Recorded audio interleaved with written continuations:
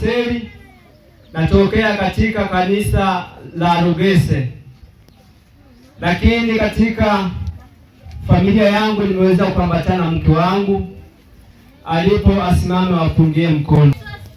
Amina. Wangu ambao tumeweza kuambatana katika ibada ya leo.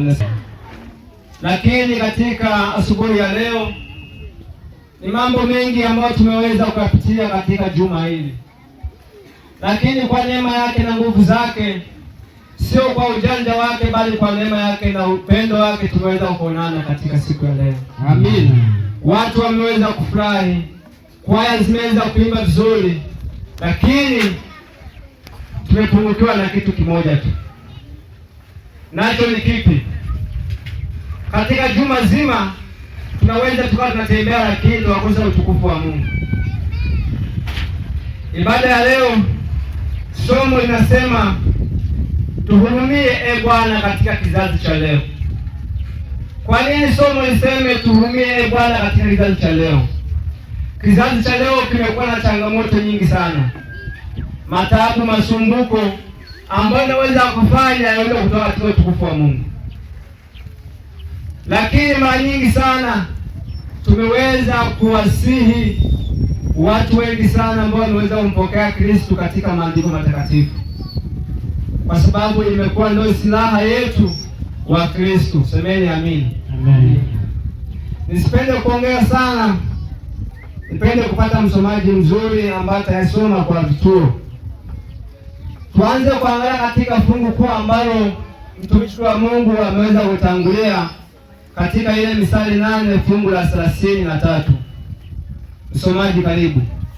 Cha Misali 33. Ndio. Neno la Bwana linasema, ndio, sikieni mafundisho. Sikieni mafundisho. Mpate hekima. Mpate hekima. Wala msikatae. Wala msikatae. Komezea hapa. Kwa nini tuanze na hili fungu? Haya mafungu mengi sana tumeweza kujifunza. Kila mmoja tunaweza kuwa tunasoma Biblia, miongozo ya kujifunza Biblia, lakini tusiwe na hekima, tukakosa utukufu wa Mungu katika maisha yetu. Na sisi wa Kristo tumekuwa ni nuru ya kuangazia ulimwengu. Kwa nini tukose hekima? Lakini tunaendelea katika kitabu cha Misali 22 na ile fungu la 4. Msomaji karibu. Kitabu cha Misali 22 fungu ile la 4.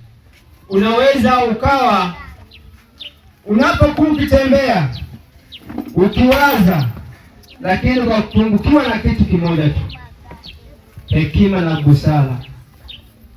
Hiyo inaweza kutoka katika utukufu wa Mungu. Kila mmoja anaweza kuanza kutafakari kwamba nipateje hekima ya Mungu.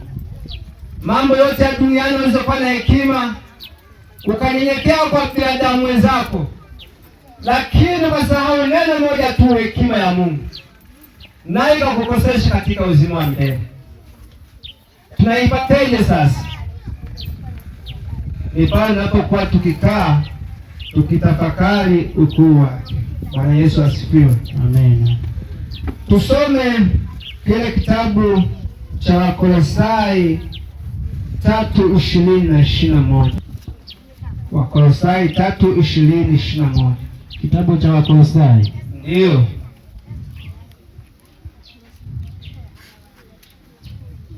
Kwa tukimsubia kitafuta katika ufungu niweze kuasihi. Najua kila mmoja anayo sababu ya kuweza kumwabudu Mungu katika roho na kweli. Ni mafungu mengi ambayo tunaweza tukayasoma, lakini usiweze kuelewa kinachoendelea. Kinachobaki kinakuwa ni changamoto machoni pa watu. Msomaji umeshapata? Naam. Tusome. Kitabu cha Wakolosai 3 fungu la 21. 20 na 21, mafungu mawili. Neno la Bwana linasema, ndio, ninyi watoto watiini wazazi wenu katika mambo yote, maana jambo hili lapendeza katika Bwana. 21. Ninyi akina baba, msiwachokoze watoto wenu, wasije wakakata tamaa. Naam.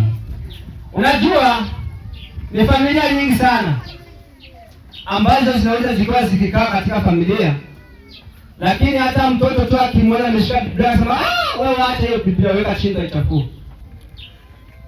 Ni mara nyingi sana tumeweza kupoteza upendo kwa watoto. Mtoto unaacha hata kumnunua hata Biblia ya kuweza kujifunza ukuu wake. Je, wewe mtoto ataweza kupata maarifa? Atuambizane kweli. Lesoni usimnunulie, Biblia usimnunulie, hata kwenye maombi hamna, hata kumfundisha. Ni wengi sana watoto ambao tukimwambia simama uombe hata saa ya chakula kashindwe. Je, sisi wazazi tunawatendea hivyo haki watoto wetu? Tutaipataje katika hiyo neema ya kuweza kumtafuta Mungu?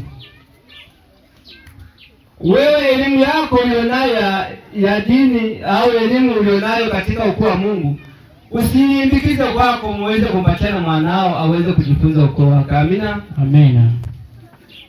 Ni vitu vingi sana ambavyo tumeweza kupoteza upendo. Mtoto kama huyu hapo unaweza kumwambia tuletee mafunzo kwenye Biblia akakosa kabisa. Na ni Mkristo, na wewe baba yako naitwa ni Mkristo. Na yawezekana sasa ukawa hata mzee wa kanisa, lakini ukashinda mtoto wako hata kudata fungu lolote hili. Tumepoteza upendo. Watoto tunaweza kuwasaidiaje waweze kumtafuta Mungu? Ni pale tunapokuwa tukikaa tukiweza kuwafundisha ukuu wake, hatimaye waweze kuelewa. Kwa nini walio wengi sana watoto wanawahimiza kuweza kujifunza ukuu wake? Nimetembea sehemu baadhi za madini kama Islamu, kama leo kwa mtoto leo hapo naweza kumwambia tusomee msahafu mzima akaweza kusoma. Lakini sisi wa Kristo unaweza ukuta unamwambia nisomee aya yote ile kwenye Biblia akashindwa. Tumepoteza utukufu wa Mungu. Ni mara ngapi umeweza kufikiria kwamba mtoto wangu ameweza kuanguka katika kumtafuta Mungu? Unaweza kuwa unapata elimu yako vizuri sana, kwa unajua mafungu vizuri sana, ukawa mnenaji mzuri sana, lakini familia yako inaipeleka wapi? Kwa nini sisi tusiige mienendo za hao wanaofundisha watoto? Bora sisi tunajifunza, hautoi hela, unajifunza wewe kama wewe. Hapa kanisani hakuna mwalimu yote yule ambaye anafundisha watoto kwamba nalipa kwa mwezi angalau hata 5,000.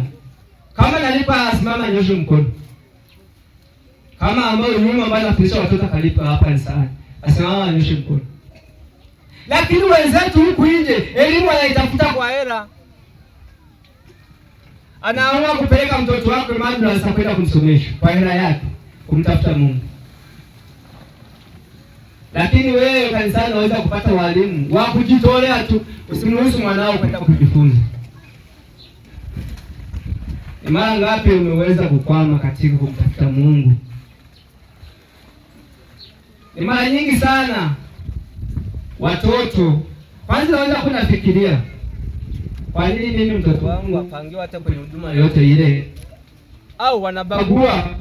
Hawabagui, maana tumeweza kuona katika kumtafuta Mungu mtoto wako unaweza kumweka nyuma sana.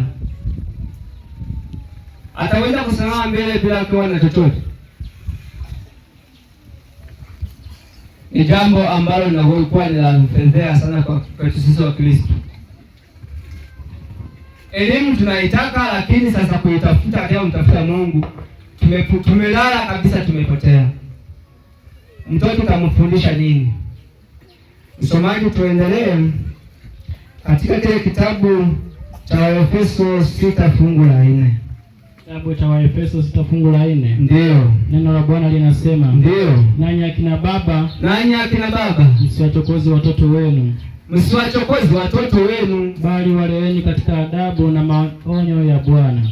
Bali waleeni katika adabu na maonyo ya Bwana. Amen. Unajua mtoto ukuna mfundisha kitu la kuelewa, yaani itakuwa kama veni faraja kwake, au itakuwa kama veni wimbo kwake, maana anaweza kujua ukweli wake ndani ulichoweza kumfundisha. Tunafundishana hapa tupigane viboko, ila wengine wanapigwa. kwa ajili ya kumtafuta Mungu katika elimu. Na kwa nini sisi hatupigwi na tunakoswa elimu? Biblia tunazo nyumbani, kila kitabu nacho, lakini sasa mwanao ataweza kupata elimu wapi? Unaweza kukaa ukatulia. Usishangae unaweza kwenda sehemu kwenda kujifunza ukapigwa. Na usishangae sasa ukapigwa kwa sababu umekosea kumtafuta Mungu katika kujifunza ili uelewe. Mimi nakumbuka niliwahi kupigwa, nilikuwa nimepewa na mwalimu wangu kwamba nisome haya ikanishinda.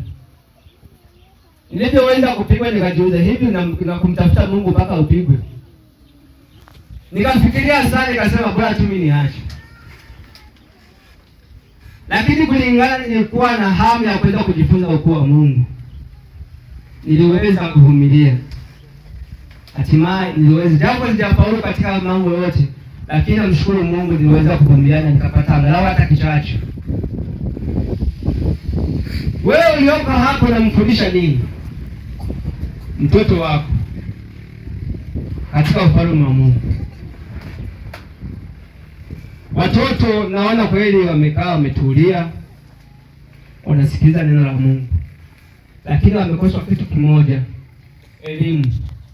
Elimu katika kumtafuta Mungu imekosekana kabisa.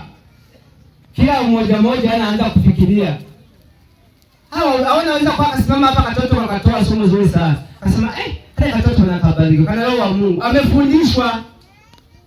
Na wewe mfundishe mwanao angalau aje simame hapa mbele watu wasimame. Tufikirie sana tulipoweza kuanguka wapendwa. Hatimaye tuweze kujifunza ukuu wa Mungu. Amen. Msomaji. Naam.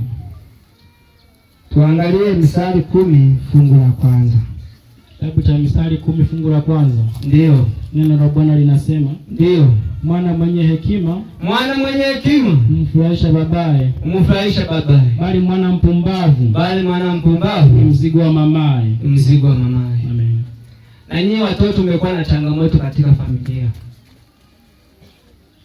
Mzazi wako anaweza kuwa akikwambia hiki ukasema kabisa amekunyanyasa sana. Biblia imeweza kutuasa kwamba ni mzigo kwa mamaye. Hebu fikiria unapokuwa umejitwisha kama mzigo mkubwa begani. Huwa ukichoka unatamani ufanyeje?